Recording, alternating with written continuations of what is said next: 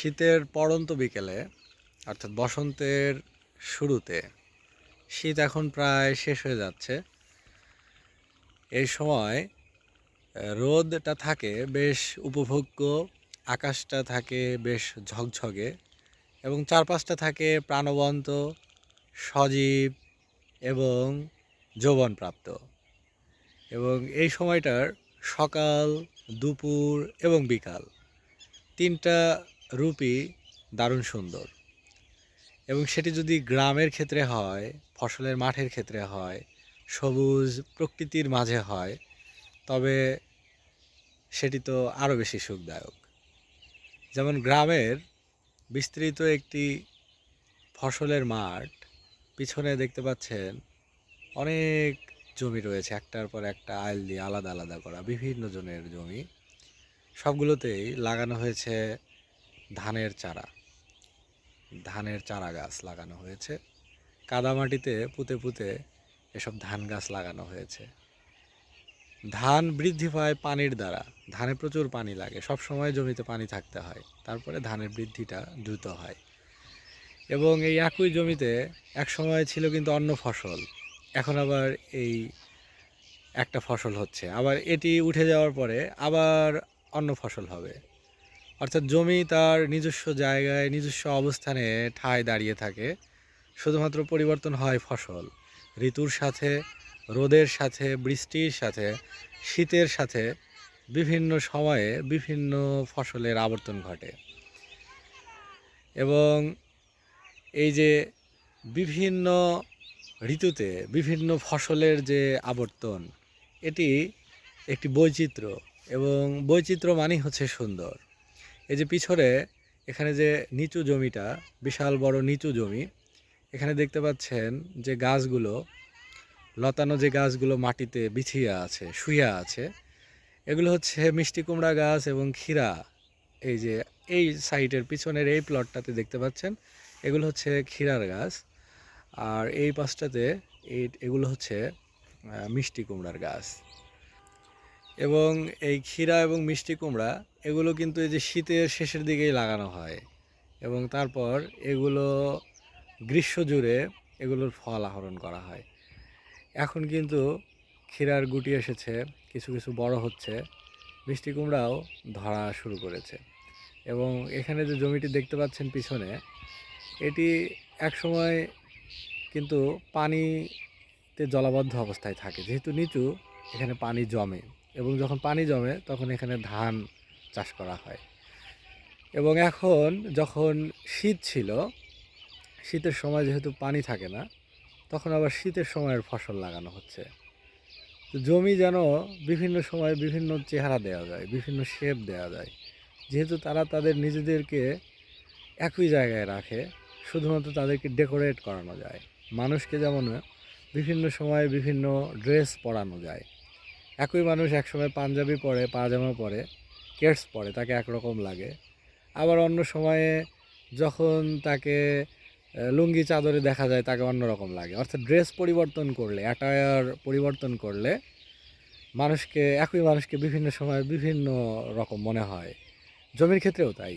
একটা জমি মেইন তার নিজস্ব জায়গায় থাকে, বিভিন্ন ফসলের সময়ে তাকে বিভিন্ন রূপ দেওয়া হয়। এখানে এখন হয়তো লতানো উদ্ভিদ লাগানো হয়েছে, এখানে যদি গুল্ম বা বৃক্ষ জাতীয় কিছু লাগানো হয়, তাহলে কিন্তু এগুলো ছায়ায় ছেয়ে যাবে, বড় বড় হবে, একই জমিতে বৃদ্ধি পাবে আরও বড় বড় গাছ, তখন এখানকার পরিবেশটা অন্যরকম হবে।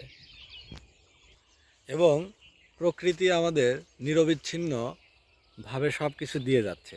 বিশেষ করে আমরা যারা প্রাণী আছি, আমাদের খাবারের চাহিদা মেটাচ্ছে, আবার একই সাথে আমাদের যাবতীয় যে নির্ভরতা, সব কিছুই হচ্ছে উদ্ভিদ কেন্দ্রিক, মাটি কেন্দ্রিক, পানি কেন্দ্রিক, বাতাস কেন্দ্রিক। এগুলো ছাড়া আমরা এক বিন্দুও চলতে পারি না। এগুলো আমাদের পরম বন্ধু। এবং এখন কিন্তু যেহেতু land are shrinking day by day, অর্থাৎ স্থলভাগ ধীরে ধীরে কমে যাচ্ছে, সেক্ষেত্রে দেখুন এই জমিটির এই পাশেও জমি, ডানে বামেও জমি, মাঝখানে একটা পাড়, সেই পাড়ের উপরেও কিন্তু বেগুন গাছ, শিম গাছ ইত্যাদি লাগানো হয়েছে। কারণ হচ্ছে কোথাও যেন ফেলে রাখার সুযোগ নাই।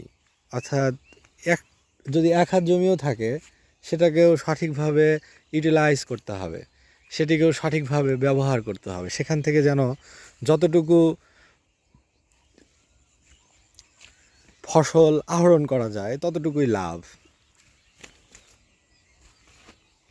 ফসলের মাঠের একদম মাঝখানে, একটা চড়ার একদম মাঝখানে, যেখানে এখন সঙ্গী হিসেবে আছে চারপাশে শুধু গাছ, জলাশয়, সূর্যের আলো ইত্যাদি, আর সঙ্গী হিসেবে আছে পাখি।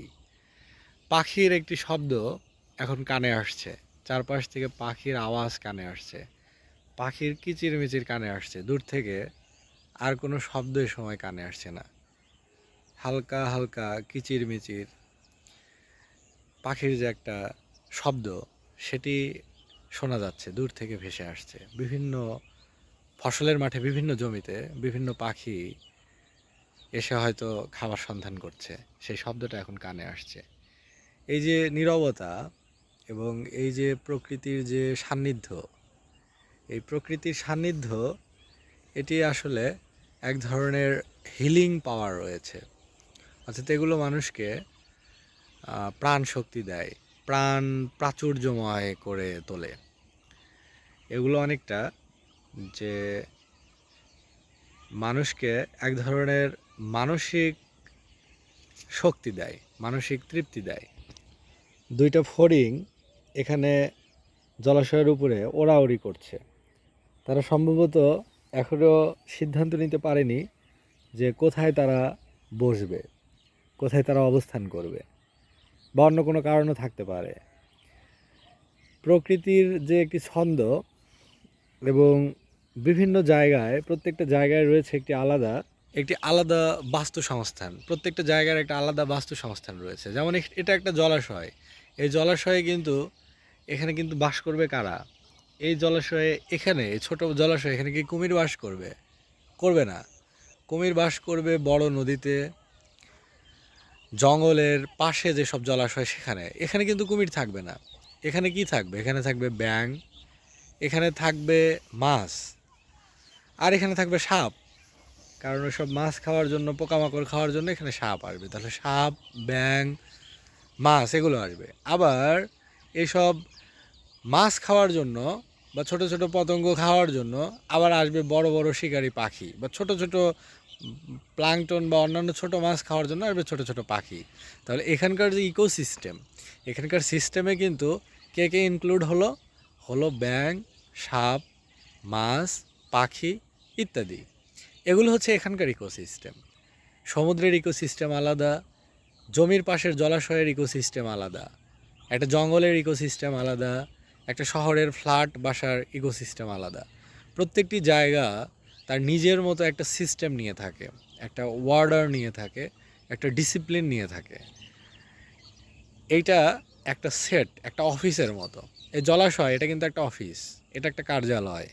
এটা হচ্ছে কিছু কিছু প্রাণীর কার্যালয়, তারা এখানে প্রতিদিন অফিস করে। একটা পাখি আছে, বেশ কিছু পাখি আছে এই অফিসের সদস্য, বেশ কিছু মাছ আছে এই পানিতে যারা এই অফিসের সদস্য, এবং এই যে বিভিন্ন কোনায় কানায় বিভিন্ন জায়গায় গর্তে এখানে ব্যাঙ আছে, তারা কিন্তু এখানকার সদস্য। তাদের নিয়েই এই অফিস। এগুলোকে যদি মেরে ফেলা হয়, এগুলোকে যদি তাড়িয়ে দেওয়া হয়, এই ইকোসিস্টেমকে যদি ভাঙা হয়, তাহলে কিন্তু এই অফিসটা রান করবে না। ইট উইল ফল, এই অফিসটা ফল করবে। আর সেটি কিন্তু ঘটে পরিবেশ দূষণের কারণে। পরিবেশ দূষণ ঘটলে একটা ইকোসিস্টেম ব্রেক হয়, একটা সুন্দরভাবে একটা সার্কিট আছে, ওই সার্কিটটা ব্রেক হয়। এবং এই যে বিঘ্ন, স্বাভাবিক ছন্দে বিঘ্নতার সৃষ্টি হওয়া, এটাকেই বলা হয় পরিবেশ দূষণ।